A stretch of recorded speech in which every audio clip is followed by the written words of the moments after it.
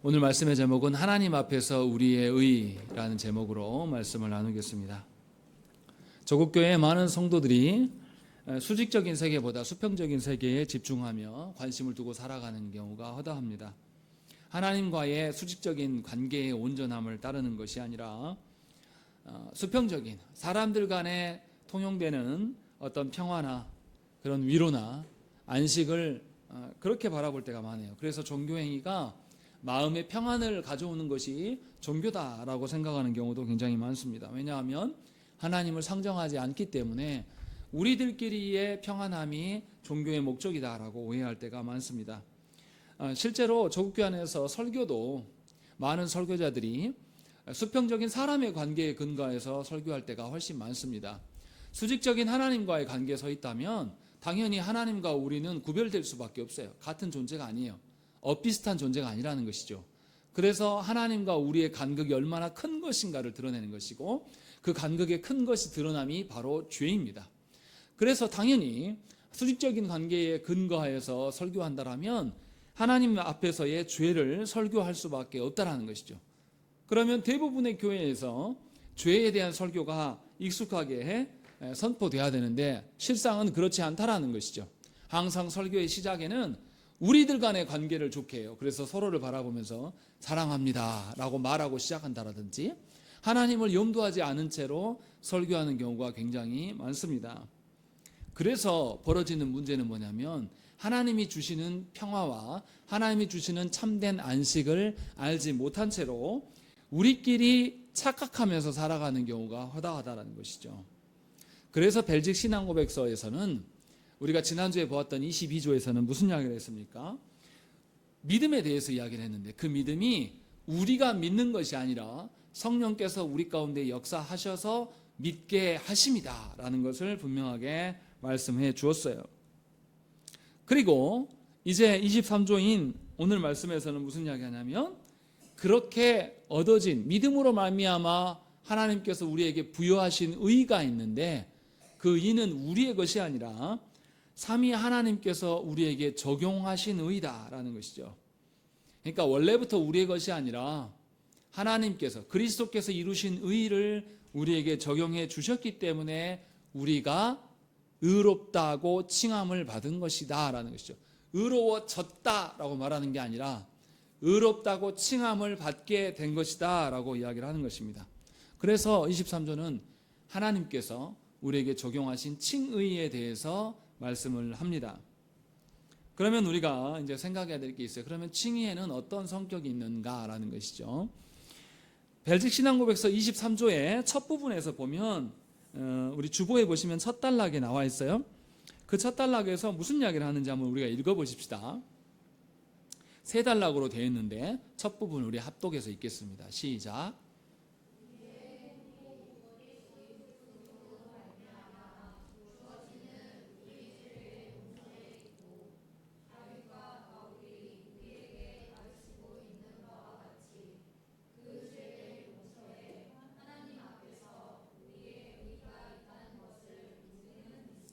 예, 거기까지만 읽겠습니다.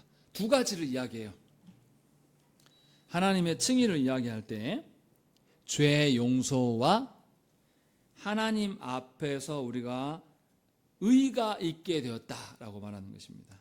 그래서 죄 용서와 하나님 앞에서의 의가 있다. 이 두 가지가 칭의다라고 우리에게 말씀하고 있는 것입니다. 그 근거는 뭐냐면 다윗이 가르친 바가 그러하고 바울의 가르침이 그러하다라는 것이죠. 바울이 우리가 읽었던 로마서 4장 6절 말씀에서 바울이 이것을 설명하는데 누구의 것을 가져오냐면 다윗의 말씀을 가져와요. 그래서 다윗의 말씀을 근거하여서 우리에게 적용되어진 칭의가 두 가지 것이다 라는 것을 우리에게 알려줍니다. 같은 맥락으로 하이델베르그 요리문답 60문에서도 똑같은 이야기를 합니다. 하나님 앞에서 의롭게 된 것이 도대체 뭐냐라고 질문을 하고 그 답을 뭐라고 말하냐면 오직 예수 그리스도를 믿는 참된 믿음을 통해서 오게 되는데 비록 내 양심이 내가 하나님의 모든 계명을 크게 범했고 그 계명 중 어느 하나도 지키지 못했으며 아직도 모든 악에 기울어져 있다고 고소할지라도 하나님께서는 나 자신의 어떠한 공로도 없이 오직 은혜로 그리스도의 완전한 대속과 의의 거룩을 나에게 돌리십니다. 이렇게 고백하는 것이죠. 그래서 하나님께서 칭의하여 주신 것은 내가 어떻게 하고 있느냐에 따라서 내가 변화되었기 때문에 하나님께서 의롭다고 칭하신 것이 아니라고 말하는 거예요. 예수 그리스도께서 순종하심으로 말미암아서 그 순종의 의로 말미암아서 우리가 의롭게 된 것이다 라고 지금 말하고 있는 겁니다. 그래서 나의 어떠한 공로도 기여하지 않아요. 우리의 칭의됨과는. 순전하게 삼위 하나님께서 행하신 것이죠. 그래서 우리는 값없이 은혜로 선물을 받은 것이지 우리가 무엇을 했기 때문에 주 앞에 서는 것이 절대 아니라는 것입니다. 이처럼 다윗도 그렇고 바울도 그렇고 벨직 신앙고백서 23조에서도 마찬가지고 또 하이델베르그 요리문답에서도 육신문에서도 동일한 이야기를 하는 겁니다. 정리하면 우리에게 존재하는 의라는 것은 삼위 하나님으로부터 우리에게 적용된 의로서 죄사함과 하나님 앞에 설 수 있는 의, 이 두 가지를 말하고 있는 겁니다. 그래서 그리스도의 순종하심으로 드러난 그 의는 두 가지예요. 그리스도의 능동적 순종으로 인한 우리에게 적용되는 의, 우리에게 전가된 의가 있고 우리가 받아야 될 형벌을 대신하여서 당연히 받아야 될 수동적인 순종, 그로 말미암아서 드러난 십자가에서 죽으심, 하나님의 진노를 받으심에 대한 죄 용서가 존재한다는 것입니다. 이 두 가지가 있음을 우리는 알아야 돼요. 그래서 그리스도의 수동적 순종과 능동적 순종을 말하는 것이죠. 그러면 죄 용서가 어떠한 것인지 우리가 한번 생각을 해봐야 됩니다. 죄 용서라는 것은 우리가 그렇게 했기 때문에 용서한 것이 아니에요. 그냥 그리스도께서 행하심으로 말미암아서 그리스도의 행하신 결과로 죄 용서가 된 거라는 것이죠. 그러니까 사람의 행위나 사람 자체에 어떠한 것이 있는 게 아니에요. 우리는 어떻습니까? 회개하였다라고 했을 때 누가 회개해야지 용서해 주려고 하거든요. 우리는. 그래서 그 사람의 태도를 살펴요. 잘못했다고 해. 나한테 사과해. 그래야지 내가 너 용서하지. 그런데 하나님의 죄 용서는 그런 게 아니라는 거죠. 다르다라는 거예요. 그런데도 로마 교회와 일부 개신교 성도들 중에도 어떻게 생각하냐면 우리 죄를 우리가 인정하고 애통해함이 있었고 또 그것에 대해서 입으로 죄를 시인하는 고백함이 있고 그리고 나서 내가 죄 지었으니까 죄 지은 만큼의 형벌은 내가 안 받았을지라도 하나님께 갚아야 된다라는 그것으로 죄 용서를 받았다라고 생각하는 사람들이 있다는 것입니다. 로마 교회에서는 실제로 죄 용서를 어떻게 합니까? 이것을 고해성사라고 하는데요. 성도가 죄에 대해서 찔림이 있으면 그것을 어떻게 합니까? 죄를 사함을 받으려면 사제한테 가서 자기의 죄 지은 것에 대해서 입으로 시인을 해야 돼요. 그럼 사제는 듣고 뭐를 이야기합니까? 너 죄 용서를 받으려면 너 이렇게 해야 돼 하면서 봉사를 명한다든지 뭔가를 일을 시킵니다. 그러면 그 일을 나아가서 실제로 진행을 해요. 그래서 카톨릭 로마 교회에서는 뭐냐면 보여지게 고해성사의 과정 중에 하나인데 보여지기로는 헌신하고 봉사한 사람이 많이 보여요. 그런데 실제적으로 여기서 이렇게 고해성사의 절차 속에서 내가 봉사하는 것은 누구를 위함입니까? 자기 자신을 위함인 거죠. 하나님과 상관없는 거예요. 순전히 사람의 어떠한만을 말하는 것입니다. 이것이 죄 용서일 수 없다는 거죠. 그러니까 지금 23조에서 이야기하는 것은 뭐냐면 하나님께서 우리를 용서하심이라는 것은 순전히 하나님의 긍휼하심 때문에 용서하신 것이지 우리가 어떻게 했기 때문에 용서하심이 절대 아니라는 거예요. 그런데 안타깝게도 우리는 나에게 죄 용서함이 어떠함이 있을 거라고 생각하는 거죠. 생각을 해보세요. 하나님이 나를 용서하셨어요? 근데 내가 그 죄를 또 짓습니까? 또 짓지 않습니까? 또 짓죠. 그럼 또 지으면서 우리는 무슨 생각해요? 예를 들어서 규현이가 요즘 지금 저희 두 자녀들 핸드폰 저한테 뺏겨 있거든요. 학교 갈 때만 주고 가져오면 반납해. 그래서 핸드폰을 안 하니까 저녁 시간이 무지하게 많아요. 할 게 시간이 너무 많은 걸 깨닫고 있어요, 요즘에. 그런데 이렇게 하면 안 된다라고 받고 있는데 숨어서 저한테 한다. 그러면 얘들은 뭘 생각해야 됩니까? 가중처벌 받을 것도 생각을 해야 돼요, 얘네들은. 하나님께서 용서해 주시는데 또 다른 죄를 또 짓는다고 해보세요. 우리가 어쩔 수 없이 지을 수도 있겠지만 알고도 지을 수도 있거든요. 그러면 죄 용서함 받은 이후에 우리의 삶이 얼마나 불안하겠습니까? 내가 불안정한데. 그렇지 않겠습니까? 여러분들 죄 안 짓습니까? 우리는 자동적으로 구원 받았음에도 불구하고 하나님이 우리를 붙잡아 주시지 않으면 우리의 마음은 어디로 자동적으로 향합니까? 죄를 향해 열려 있어요. 저도 설교 준비하려고 컴퓨터 앞에 딱 앉으면 말씀 보고 이거 하는데 시간을 많이 보는데 어쩌다가 정신줄을 딱 놓으면 뭐 하고 있습니까? 인터넷 웹서핑 하면서 유튜브 보고 막 그러고 있어요. 저도 그런 거에 훨씬 열려 있는 거예요. 그게 우리 존재예요. 그러니까 하나님의 죄 용서가 사람의 어떠함이 있다라면 완전히 불안한 겁니다. 온전하지가 않은 거예요. 하나님께 있어야지만 그것이 반복적으로 용서도 될 수 있고 안전한 거죠. 지금 그 이야기를 하고 있는 겁니다. 또 하나 생각해야 될 것은 하나님의 죄 용서라는 것은 공의로우신 하나님이에요. 반드시 하나님의 죄에 대해서 하나님은 보응하십니까? 안 하십니까? 하시는 하나님이에요. 그런데 하나님의 진노를 감당할 수 있는 사람이 우리에게 있습니까? 그래서 그리스도께서 행하신 거란 말이죠. 그래서 우리는 하나님의 앞에서 죄를 속상할 수가 없어요. 우리는 그리스도만이 행할 수 있는 거죠. 그래서 루터가 회심하기 전에 뭐 한 줄 아십니까? 자기의 죄의 문제 때문에 끊임없이 고뇌했어요. 그래서 자신의 죄 때문에 하나님께 막 번개치는 날 비 맞으면서 자신의 죄로 고뇌했어요. 비 맞고 돌아다니면서. 그러면서 굉장히 평안함을 누리지 못했어요. 그런데 나중에 말씀을 깨달아요. 아, 내가 어떻게 한 것이 아니라 그리스도께서 하신 거구나. 그래서 루터가 이신칭의를 주장하면서 로마 교회의 이러한 고해 성사에 대해서 반발을 합니다. 이거 옳지 않다. 왜 사람의 어떠함 속에서 죄의 용서가 있냐? 그렇지 않다. 말씀을 보니 그리스도께서 하신 것 때문에 그래서 내가 자유할 수 있다라고 루터가 말하거든요. 엄청난 그 회심이 일어난 거죠. 전환이 일어난 거예요. 여러분들도 죄 용서함이 하나님으로부터 인한 것임을 인정할 수 않으면 여러분들은 늘 불안해요. 신앙생활을 해도. 늘 두렵단 말이죠. 그렇게 살 수밖에 없다는 것이죠. 그래서 하나님의 칭의는 법정적인 칭의라고 말하는 거예요. 무슨 말이냐면 우리가 그 죄값을 치르지는 않았지만 그리스도께서 대신 치러주심으로 말미암아서 하나님의 법정 앞에서 우리가 완전히 의롭게 되었다라고 말하는 것이 아니라 의롭다고 여겨준 거예요. 재판정이신 하나님께서 이러이러한 죄를 저질렀기 때문에 이것을 다시 이루면 용서해 준다 이런 개념이 아니라 내가 아직도 죄의 영향을 받고 죄에 끌리는 자임에도 불구하고 그리스도로 인하여서 법정적으로 너는 의로운 존재 무죄하고 해주신 거란 말이죠. 그것이 칭의의 개념이라는 거죠.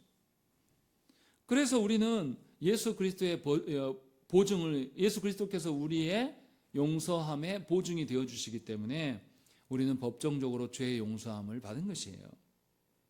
그리고 두 번째로 죄 용서함 이외에 우리에게 전가된 의의를 생각을 해야 돼요. 성도가 행하는 모든 의의는 우리가 이루었기 때문에 의의가 되는 게 아니에요. 우리는 어느 누구도 하나님 앞에서 하나님의 말씀을 지켜낼 수 있는 자가 아무도 없습니다. 그리스도께서 사람으로 오셔서 사람으로서 그 모든 율법을 준수하셨고 그 준수하신 그 의로움이 우리에게 옮겨왔을 때에 우리의 의가 되는 것이죠. 우리에게 모든 계명을 지키라고 하면 지킬 수 있는 사람이 있습니까? 없어요. 우리 중에는 10계명을 완벽하게 지키는 사람은 존재하지 않는다는 것이죠. 그러나 그리스도께서 그 모든 계명들을 지키셨고 또 모든 것을 이루셨기 때문에 우리는 그리스도 안에서 그리스도를 의존함으로 말미암아서 하나님 앞에 의가 우리에게 적용된 것이죠. 그래서 우리는 부패하면서 자유하여서 날마다 거룩을 향해서 걸어갈 수가 있게 된 겁니다. 죄를 용서해 주셨어도 하나님의 그리스도의 의가 우리에게 적용되지 않으면 우리는 하나님 앞에서 날로 새로워질 수 있는 존재가 아니라는 것이죠. 그것을 지금 말씀하고 있는 거예요. 그래서 23조의 제목이 뭡니까? 23조의 타이틀 봐보세요. 뭐라고 써있습니까? 예, 그냥 우리의 의라고 말하지 않아요. 하나님 앞에서 우리에게 적용된 의죠. 원래 우리 것이 아니라 그리스도께서 행하신 것이 우리에게 적용되어진 것을 강조하고 있습니다. 그러니까 우리는 칭의의 확신을 어디에서 찾아야 됩니까? 삼위 하나님께 보증이 있는 거죠. 삼위 하나님께 보증이 되었기 때문에 우리는 하나님 앞에서 어떻게 서야 됩니까? 당당하고 의연하게 서야 되겠죠. 그러나 교만하게 설 수 있습니까? 그럴 수 없죠. 그리스도께서 행하신 거기 때문에 우리는 겸손하게 누구의 이름만을 높이면서? 하나님의 이름만을 높이면서 설 수밖에 없어요. 왜냐하면 우리가 행한 게 없거든요. 그래서 성도의 의무는 찬양하는 겁니다. 하나님의 의로움, 나한테 적용되어진 그 의가 알고 보니 나의 것이긴 하지만 그리스도로부터 온 것임을 깨달아서 이게 참으로 놀라운 거구나라고 하나님을 찬양할 수가 있게 되는 거죠. 그래서 하나님께 의탁하고 하나님 안에서 구원의 확신과 의로움의 확신도 거기서 찾게 된다는 것입니다. 그래서 우리는 하나님 앞에 나아가서 무엇을 말해야 됩니까? 하나님께 받은 의를 말하는 자가 돼야 돼요. 하나님, 우리가 이렇게 헌금했습니다. 하나님, 우리가 이렇게 큰 교회를 지었습니다. 하나님, 우리 교회가 이렇게 해외에 많은 선교지를 두고 있고 선교사를 파송했습니다. 이것은 그리스도께서 우리에게 허락하신 칭의와 아무런 상관이 없어요. 방편이 틀려먹은 거죠. 그런데도 조국교회 안에 수많은 교회들이 뭘 자랑합니까? 우리 교회가 몇 명의 목회자와 몇 명의 선교사를 파송했다. 이것을 자랑한단 말이에요. 그리스도께서 우리에게 죄의 용서함과 의를 적용하지 않으시면 우리가 할 수 있습니까? 할 수 없거든요. 우리 자랑할 것이 없어요. 교회가 자랑할 것은 그런 게 아니에요. 교회는 늘 삼위 하나님의 이름, 삼위 하나님의 영광만을 찬양하는 존재가 돼야 돼요. 그러려면 써놓으려면 교회 여기다가 현수막을 쓰려면 하나님의 어떠하심을 써야죠. 근데 그런 교회가 없다라는 거예요. 많지 않다라는 거죠. 그러니까 심각한 것이죠. 엄청나게 하나님의 칭의가 오해되고 있는 거예요. 이것을 우리가 잘 기억을 해야 됩니다. 그래서 우리는 누구에게만 순종하는 자가 되어야 됩니까? 십자가에 못 박히신 그리스도께만 순종하는 자가 되는 것이죠. 사람 앞에서 사람의 업다함으로 서짓는 종교가 절대 아니에요. 우리는 예수 그리스도를 믿고 예수 그리스도께서 주신 말씀에만 순종할 때에 그것이 우리의 순종이 될 수가 있습니다. 왜냐하면 그리스도의 순종하심은 우리의 죄를 용서하고도 남음이 있어요. 우리의 죄만이 아니라 세상에 있는 모든 자들을 용서하시고도 남을 만큼의 순종이에요. 또 그리스도께서 이루신 하나님 앞에서의 구원의 확신이라는 것은 존재하는 모든 것들을 구원하시기도 남을 만한 확신이란 말이죠. 부족함이 없는 확신이에요. 그러니 우리는 예수 그리스도 안에서 우리의 구원의 확신이나 우리의 의나 우리의 소망을 다 거기서 찾을 수 있는 것이죠. 그러니까 그리스도께 의존하지 않은 채로는 우리는 소망도 능력도 희망도 찾을 수가 없는 겁니다. 그래서 자신의 어떠함으로 서지 않아야 돼요. 첫사람 아담이 이것을 분명하게 보여줍니다. 첫사람 아담이 타락하였을 때 뭐 합니까? 네? 숨어요. 어떻게 숨습니까? 나무 뒤로 숨고 또 어떻게 숨어요? 가릴 때 가려야 되잖아요. 무화과 잎으로 가려. 이게 뭘 말하고 있는 걸까요? 범죄한 타락한 죄인이 자신의 칩으로 하나님 앞에 가릴 수 있습니까? 없습니까? 없는데 아담과 하와는 뭐였는 거죠? 가릴 수 있다라고 생각을 한 거예요. 그래서 타락한 자에게 나타나는 그 태도가 뭐냐면, 죄에 대한 태도는 뭐냐면 감추려고 합니다. 우리의 조상 첫사람 아담이 그랬어요. 스스로 자신의 능력으로 나뭇잎 떼다가 딱 가려요. 얼마나 갈까요? 해 쨍 비치면 어떻게 될까요? 아니, 해 비치기도 전에 이렇게 나뭇잎으로 팬티 만들어가지고 몇 발짝 걸으면 어떻게 되겠습니까? 쭉 하고 찢어지겠죠. 다 보여요. 분명하게 첫사람 아담에게서 이것이 우리에게 계시된 거죠. 그런데 그런 습성을 우리가 갖고 있습니다. 여전히 하나님께 피하려고 하는 것이 아니라 하나님 앞에서 감추려고 하는 그런 태도가 칭의된 자의 태도는 아니라고 지금 말씀하고 있는 겁니다. 그래서 시편의 말씀이 뭐라고 되어 있냐면 시편 143편 3절 말씀에 주의 종에게 심판을 행하지 마소서 주의 눈앞에는 의로운 인생이 하나도 없나이다 라는 것이죠. 하나님이 심판을 거둬주셔야지만 내가 살 수 있습니다. 나도 그렇고 주 앞에서 의로운 존재가 하나도 없습니다 라는 거죠. 그러니까 누가 용서해 주셔야 된다는 거죠. 하나님이 용서해 주셔야지 내가 어떻게 해서 용서받을 수 있는 것이 아닙니다 라고 다윗이 고백을 해요. 다윗이 이렇게 고백했던 것은 뭐냐면 철저하게 하나님만을 의존하겠다라는 것이죠. 하나님의 의로움만이 자신의 유일한 생명의 길이다 라는 것을 인정하고 하나님의 도우심을 구하는 기도를 올려드렸다는 것입니다. 자, 그리고 그러면 이제 칭의의 두 가지 면을 우리가 살폈습니다. 두 가지면 다시요. 죄 용서함과 그리스도의 의에 전가됨, 이 두 가지가 칭의의 양면성이에요. 그러면 구약 백성들은 어떠했을까요? 예수 그리스도로 말미암아서 칭의 받았다라면 구약 백성들은 어떻게 칭의를 받았을까요? 그래서 바울이 다윗의 이야기를 꺼낸 겁니다. 다윗이 시편 103편 12절 말씀에 뭐라 그러냐면 동에서 서가 먼 것처럼 자신의 죄가를 하나님께서 멀리 옮기셨다라고 고백을 합니다. 이 말은 뭡니까? 자기가 어떻게 했기 때문에 죄사함 받는 게 아니라 이미 구약 백성들 중에서도 하나님께서 자신의 죄를 용서해 주심을 알고 있었어요. 그리고 그것이 메시아가 행하실 일임을 기대하고 있었다는 것이죠. 그것을 고백하고 있어요. 히스기야도 이사야서 말씀에서 뭐라 그러냐면 주께서 내 영혼을 사랑하사 멸망의 구덩이에서 건지셨고 내 모든 죄를 주의 등 뒤에 던지셨나이다 라고 이야기해요. 주의 등 뒤에 던지셨다는 건 주가 짊어지셨다는 것이죠. 구약 백성들도 이미 자신의 죄의 용서함과 의롭게 살아갈 수 있는 것이 하나님께서 약속하신 메시아로 가능한 것임을 알고 있었고 이것을 고백했다는 것입니다. 그래서 구약의 우리의 믿음의 조상들도 사죄의 은혜를 이미 얻고 있었고 그들이 의를 추구함도 자신의 의가 아니라 하나님께서 약속하신 메시아가 이루실 의를 추종하면서 그들이 살았음을 확실히 알 수가 있는 것이죠. 그래서 예수께서 이 땅에 오셨을 때에 하나님께서 예수님의 이름을 정해 주셨어요. 예수님의 이름이 뭡니까? 예수님 이 땅에 태어나실 때 천사를 통해서 이름을 정해 주셨어요. 예수라 하라. 그의 이름이 뭐라고요? 이거 몇 번이나 했는데 아직도 모르십니까? 자기 백성을 죄에서 구원할 자다라고 말하는 거예요. 누구라고 지금 말해준 거예요? 구약에서 죄 용서함과 의를 주시는 분이 메시아다라고 계속했단 말이에요. 그런데 너희 백성을 구원할 자가 바로 예수다라고 말해준 거와 똑같은 거란 말이에요. 그럼 예수가 누구라고요? 약속하신 메시아다. 그 메시아가 왔다라고 알려준 거하고 뭐가 다릅니까? 이것을 확신해 준 거죠. 이렇게 확인해 준 것이 마태복음의 시작에 나타나요. 분명하게 유대인들이 이것을 부인할 수가 없습니다.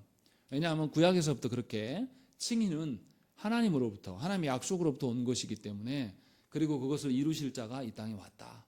그래서 이름도 예수다라는 거죠. 예수의 구약적인 이름이 뭡니까? 여호수아예요.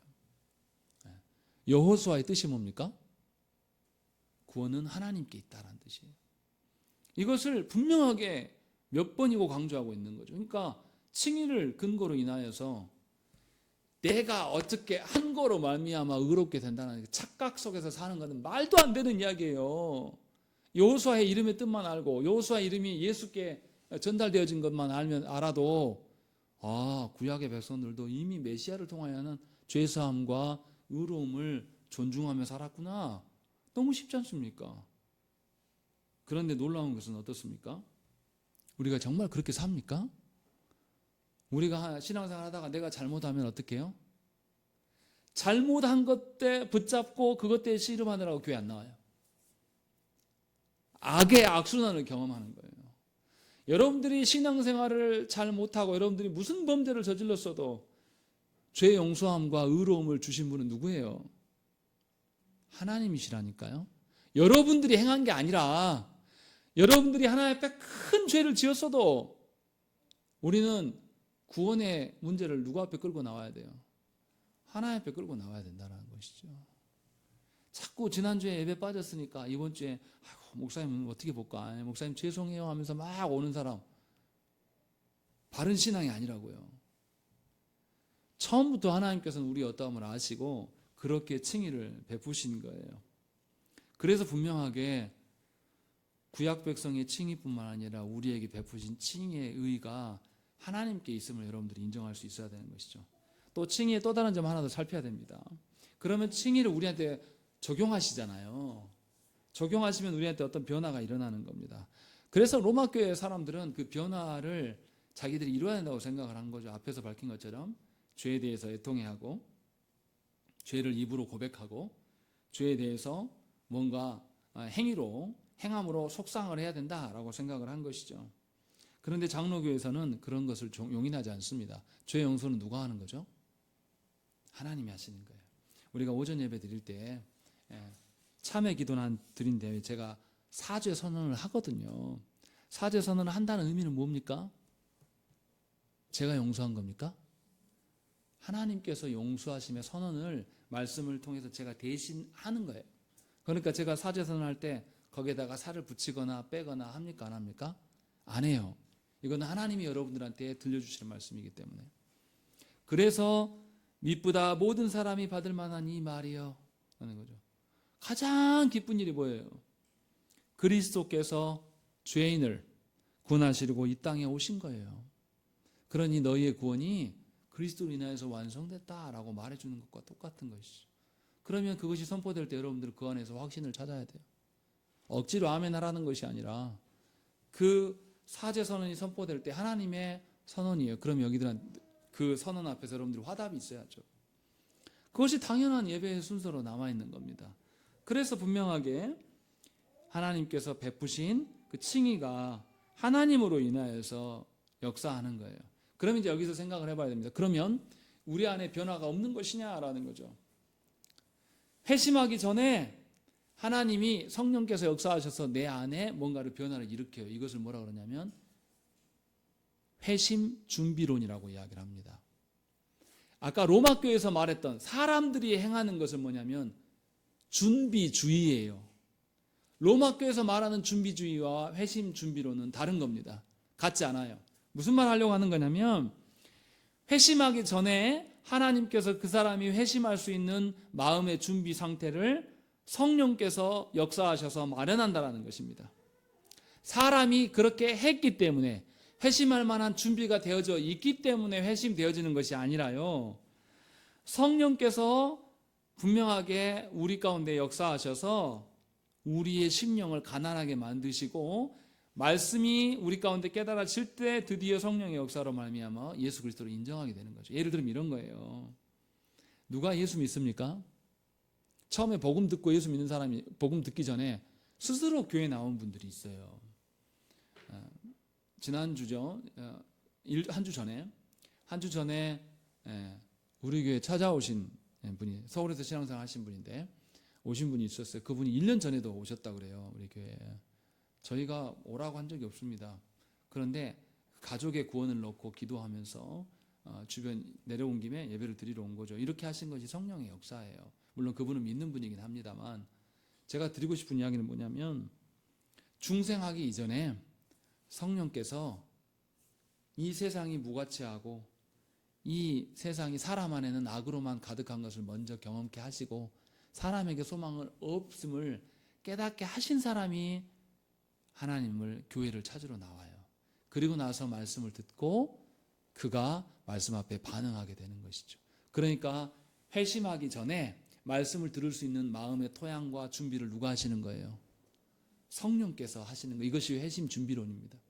사람이 준비하는 뜻이 아니에요.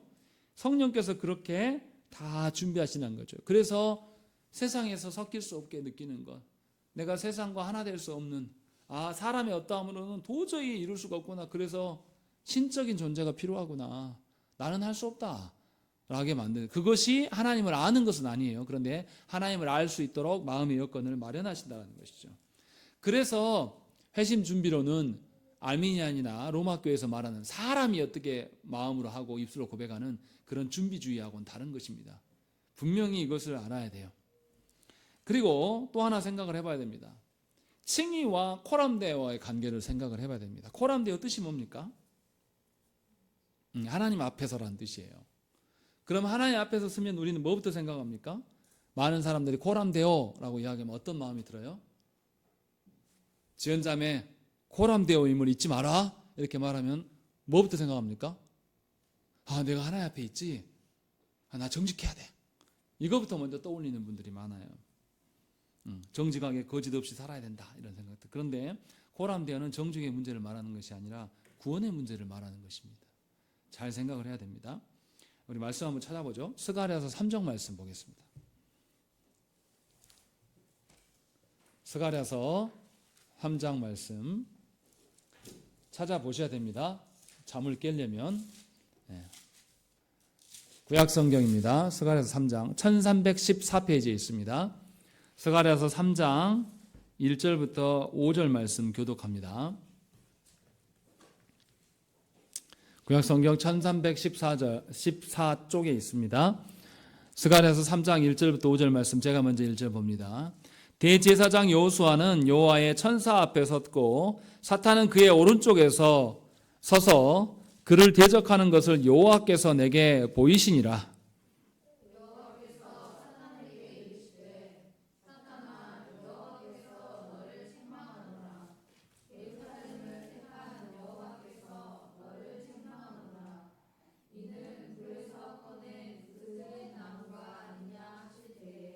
여호수아가 더러운 옷을 입고 천사 앞에 서 있는지라.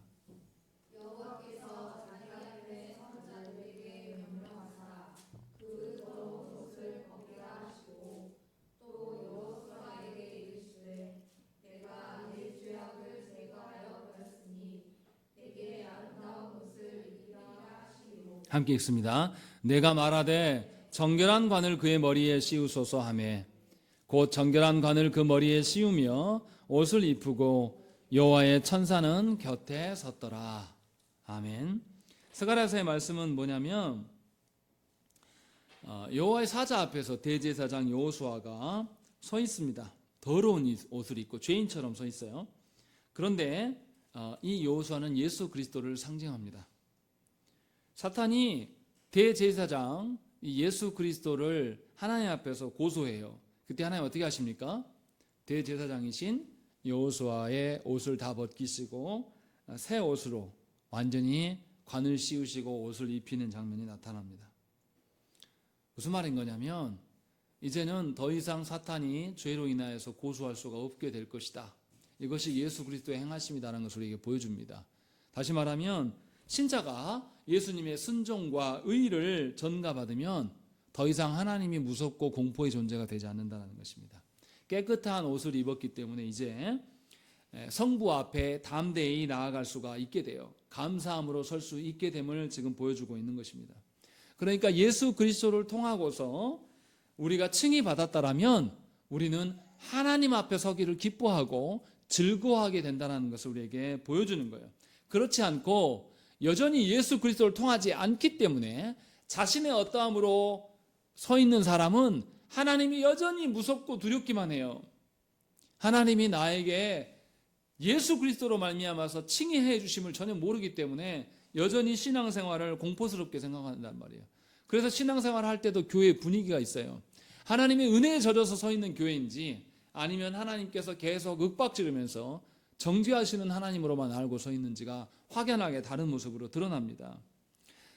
무슨 말이냐면 코람데오 하나님 앞에 선다라는 것은 전제가 뭡니까? 우리가 하나님 앞에 설 수 있습니까? 없습니까? 없어요. 그런데 코람데오 할 수 있게 된 것은 뭐예요? 그리스도께서 우리를 새 옷을 입히고 칭의로 말미암아 우리를 새롭게 하셨단 말이에요. 그래서 코람데오가 가능한 거예요. 다시 말하면 코람데오는 정직의 문제가 아니라 구원이 전제된 겁니다. 그리스도로 인하여서 구원받은 자만이 코람데오를 말할 수 있고 코람데오를 통하여서 하나님을 의식하며 살아갈 수가 있는 거죠. 구원받지 않은 자는 예수 그리스도로 말미암아서 죄의 용서함과 예수 그리스도의 의가 나의 의로 적용되지 않는 사람은 하나님께 나아가는 것이 기쁘지 않아요.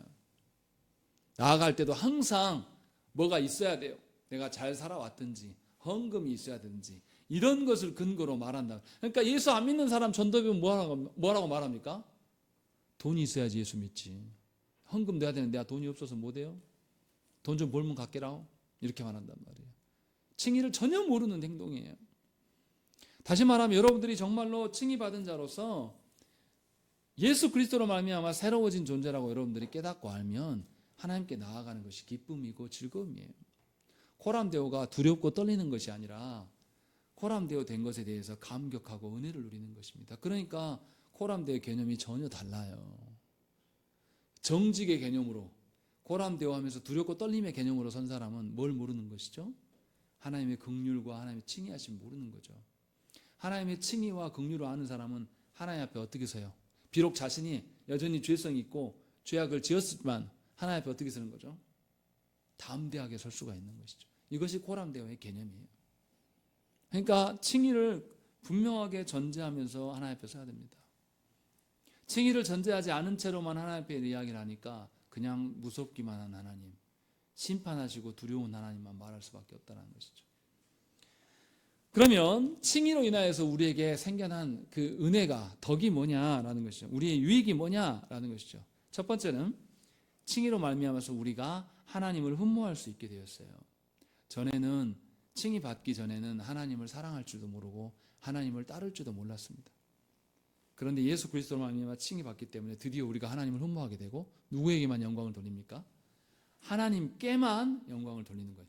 하나님께만 영광을 돌리는 것이 독선적인 것이 아니에요. 하나님 외에는 구원이 없기 때문에 너무 당연한 것이죠.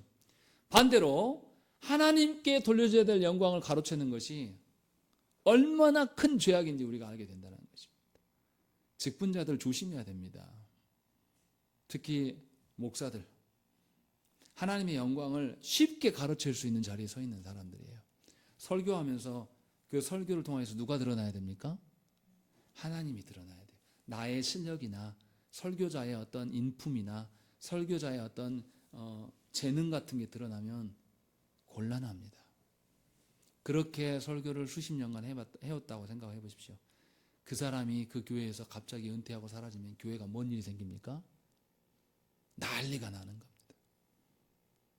조국교회 안에서 목사가 바뀌었다고 교회가 흔들흔들하고 매번 그러지 않습니까? 교회가 건강하다는 소리입니까? 뭔가 이상하다는 소리입니까? 심각한 지경에 놓여 있다는 소리예요. 목사가 바뀌었다고 해서 교회가 흔들리는 게 아니에요. 교회를 교회답게 하시는 분은 누구예요? 삼위 하나님이세요. 절대로 직분자들이 어떻게 할 수 있는 게 아닙니다. 분명하게 이것을 아셔야 돼요. 그러니까 칭의의 첫 번째는 칭의로 말미암아서 우리가 하나님을 흠모하고 하나님께만 영광 돌리는 것이 너무 당연한 것으로 받아들여진다는 것입니다. 그래서 하나님과 교제할 수 있게 되는 것이죠. 두 번째로 칭의를 통하여서 우리는 하나님 앞에 우리가 어떠한 존재를 알게 되기 때문에 저절로 겸손하게 되는 것이에요. 하나님의 칭의함을 모르는 사람은 여전히 자신의 어떠함을 말할 겁니다. 자신의 행위나 자신의 공로, 자신의 힘, 자신의 능력. 그래서 교회 안에 와서 또 그렇게 말하는 분들이 있어요. 교회 안에 와서 왕년에 내가 어떻게 했다고, 옛날에 내 성격이면 이렇게 한다고. 그 사람이 칭의에 압도된 사람입니까? 아니면 여전히 자기 성격이 살아있는 사람입니까? 칭의가 아무것도 모르는 사람이 하나님의 은혜로 교회 안에 와 있긴 하는데 아직도 그걸 못 깨닫고 있는 거예요. 참으로 어리석은 사람입니다. 자신의 어떠함으로 서는 것. 그렇지 않고 정말로 하나님 앞에서 자신이 얼마나 큰 죄인이며 하나님의 은혜로 말미암아 죄 용서를 받았고 의가 나한테 전가되었음을 알면 어떻게 했습니까? 교만해질 수 없어요. 자만해질 수 없습니다. 나의 것을 드러내면 드러낼수록 그것이 오히려 더 삼위 하나님의 이름을 가리우는 것임을 알기 때문에 더욱더 겸손하면서 자기 자신을 죽이는 거예요. 자기 자신을 십자가에 못 박기를 늘 소망함으로 하나님께 엎드릴 수밖에 없는 것이죠. 이것이 칭의의 은덕이에요. 죄인이지만 그리스도와 함께 하기를 원하고 죄인이지만 그리스도 앞에서 자신이 한없이 연약한 존재임을 겸손하게 드러낼 수가 있는 겁니다. 그러니까 교회 안에서 겸손을 착각하시면 안 돼요. 여러분들 구별하셔야 된대요. 사람들 앞에서 자기를 막 낮추는 거 눈에 보여요. 그것이 겸손이 아니란 말이에요. 그런데 조국교 안에서 겸손이 뭐냐면 사람들 앞에서 자기를 겸손하게 이미지 관리하는 것, 이것이 교회 안에서의 겸손이 되어버렸단 말이에요. 이것은 겸손이 아닙니다. 진정으로 하나님 앞에서 내가 낮아지는 거예요. 하나님 앞에서 진정히 하나님만 높아지는 것이죠. 이것이 칭의로 말미암은 겸손의 은덕이다 라고 말할 수 있는 것입니다. 세 번째로, 믿음으로 칭의를 받았기 때문에 우리의 구원의 확신이 누구에게 있습니까? 하나님께 있음을 알게 되는 것이죠. 그러니까 구원의 확신이라는 것은 어떠한 것보다 가장 확정적인 것이죠. 불안하고 변덕이 심한 게 아니에요. 예수 믿으면서도 여러분들에게 삶에서 되어지는 일들, 예수 믿으면서도 여러분들의 삶에 벌어지는 일들 때문에 여러분들의 마음이 요동하는 것은 칭의의 은혜를 아직 잘 모르는 것입니다. 삼위 하나님께서 행하신 구원이기 때문에 취소가 되겠습니까? 안 되겠습니까? 취소될 리가 없는 거예요. 삼위 하나님께서 행하신 것이기 때문에 계속 존재하는 것이고, 하나님 앞에서도 내가 담대하게 설 수 있지만 동시에 세상에서 앞에서 내가 두려울 것이 없게 되는 것이죠. 이것이 칭의의 은덕입니다. 분명하게 잘 알아들으셔야 돼요. 칭의 받았던 자임에도 불구하고 세상을 두려워하고 사람을 겁내하면서 살아가는 것은 하나님께서 구원하심에 대한 확증을 아직 전혀 모르는 자입니다. 아직도 그것을 받아들일 수가 없는 거예요. 그래서 사람의 말과 사람의 눈이 무서운 거예요. 저 사람이 나한테 어떻게 말할까? 저 사람이 나를 어떻게 평가할까? 그렇게 살아가는 사람은 늘 사람을 의존한단 말이죠. 사람을 의식하며 살아가는 거예요. 그것처럼 안식이 없는 게 없어요. 그것처럼 평화가 없는 게 없어요. 분명하게 하나님 앞에서 칭의로 베풀어진 그 하나님의 은덕을, 그 평화를 여러분들이 확신을 알아야 되는 것이죠. 그것이 칭의의 은덕 중에 하나인 것이죠. 마지막으로 말씀드릴 것은, 칭의를 이루신 예수 그리스도의 그 죽으심이 몇 번 이루어졌습니까? 몇 번 이루어졌습니까? 당연히 단번 제사죠. 그런데 이것이 정말로 우리에게 적용될 때 단번일까요? 예수 그리스도께서 우리의 죄를 해결하심이 단번에 행하심이에요. 단번에 행하심인데 그 행하심의 유효함이, 효력이 우리에게 적용될 때는 어떻게 적용됩니까? 한 번만 적용되고 만가요? 계속 된다는 거예요. 계속 지속된다는 것입니다. 그래서 하나님의 진노하심이 예수 그리스도의 십자가 사건으로 인해서 정리가 됐어요. 그런데 그 진노하심에 대한 유효한 결과들은 우리에게 계속적으로 지속된다는 것입니다. 그러니까 칭의는 우리에게 계속 반복되는 것입니다. 칭의의 효력은 우리에게 계속 지속되는 거예요. 그러니까 신자는 평생을 살아가면서 그리스도로 인하여서 죄사함과 그리스도로 인하여서 의로워지는 그 은혜를 평생 누리며 살아갈 수가 있게 되는 것입니다. 그래서 영원토록 하나님 앞에 즐거워할 수 있다라고 말하는 것이에요.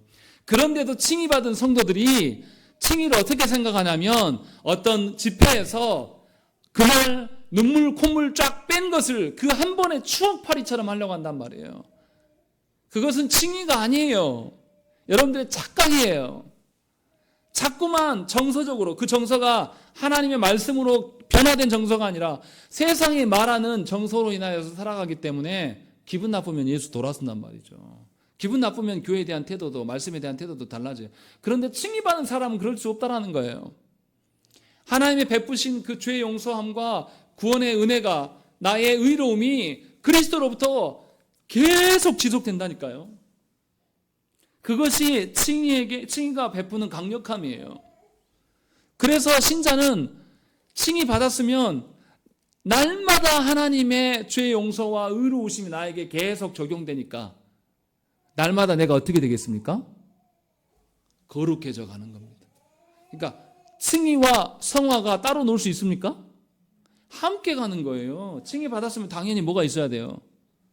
날마다 성숙해져 가는, 성화되는 것이 당연히 드러난 것이죠. 그러니까 예수 믿으면 10년 전에 나와 지금의 나가 같아야 됩니까? 달라야 됩니까? 당연히 달라져 있어야죠. 10년 전에 예수 믿는 그 모습대로 지금도 믿고 있어요? 그게 말이 됩니까? 칭의가 날마다 예수 그리스도께서 죄 용서해 주시고 예수 그리스도의 의로움이 날마다 나한테 켜켜이 쌓여왔단 말이에요. 10년이나 주님과 함께 살면서. 아니, 부부간에 결혼해서 10년이나 살았는데도 그 배우자가 기뻐하는 걸 하나도 몰라요. 노력도 요만큼도 안 해요. 그러면 그 부부간의 사랑이 온전한 사랑입니까? 이상한 거죠. 10년, 20년이 돼가면 될수록 어떻게 해요? 상대방을 잘 알고 상대방을 위해서 희생할 줄도 알고, 나는 별로 예전에 결혼하기 처녀 때 내가 이쁘고 내가 상태 좋을 때만 사진 찍고 만나고 싶고 그러잖아요. 그런 이기적인 마음이 있을 수 있어요, 젊었을 때는. 그런데 결혼하고 살면서 계속 그렇게 합니까? 결혼하고 살면서 남편이 너 얼굴 날이 갈수록 처지고 안 이쁘다, 저리 가라, 그렇게 하는 것이 사랑입니까? 그거는 육신밖에 모르는 아주 미련한 거예요. 10년 동안 그와 함께 살면서 하나님이 어떠하심을 안다라면 그 속에서 진실로 하나님 앞에서의 사랑을 보게 되고 성숙해져 간다는 것, 이것이 부부간에도 당연히 한 것이 아닙니까? 칭의의 반복이 계속된다는 것은 날마다 신자가 하나님과 함께 하는 거예요. 그렇게 살아가기 때문에 성화의 삶을 살아갈 수밖에 없는 것이죠. 예배 후에 죄사함의 선포가 지난주의 선포함과 이번 주의 선포가 달라지는 겁니다.